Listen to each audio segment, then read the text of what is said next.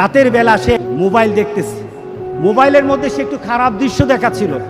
এমন সময় মেয়ে গিয়ে ঘরে ঢুকলো, মেয়ে ঘরে ঢুকে দেখলো বাবা তার মোবাইলের মধ্যে খারাপ দৃশ্য দেখছে, মেয়ে দেখে ফেললো।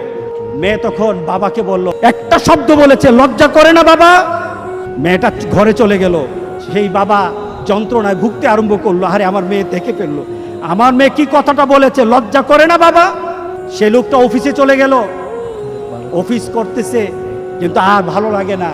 মেয়েটা কি বলেছে, লজ্জা লাগে না বাবা? কিন্তু মেয়েটার যন্ত্রণায় সে হার্ট ফিল করলো। মেয়েটা এরপরে মারা গেল। বাবা যখন বাড়িতে ফিরে আসলো, বাবার মাথাটা নোয়া, লজ্জিত একটা মুখ। এখনই আমার মেয়ের সাথে দেখা হলে আমার কানে বাজতেছে, আমার মেয়ে আমাকে বলেছে, লজ্জা লাগে না বাবা? আমি কিভাবে আমার মেয়ের সামনে যাব? এই চিন্তা যখন করতেছে, এমন সময় দরজা খোলার সাথে সাথে একটা চিৎকার শুনলো। স্ত্রী চিৎকার বলতেছে, আমার মেয়েটা মারা গেছে। বাবার কানে তখন বাজতেছিল রাতের কথা, লজ্জা লাগে না বাবা? তার জানাজার ব্যবস্থা হলো।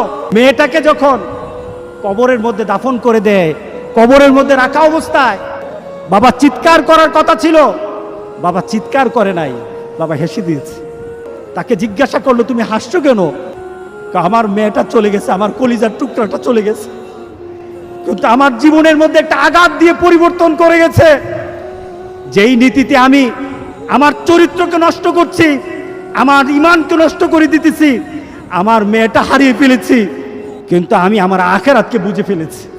আজকে সমাজের যারা প্রিভেন্টিভ করছেন না, আপনি চিন্তা করছেন আপনার মেয়েটা কিন্তু একদিন আপনার জন্য বিপদ হয়ে যাবে। সুতরাং আমরা যদি হতে চাই ভালো একটা বাবা হব, রাজি আছে সবাই?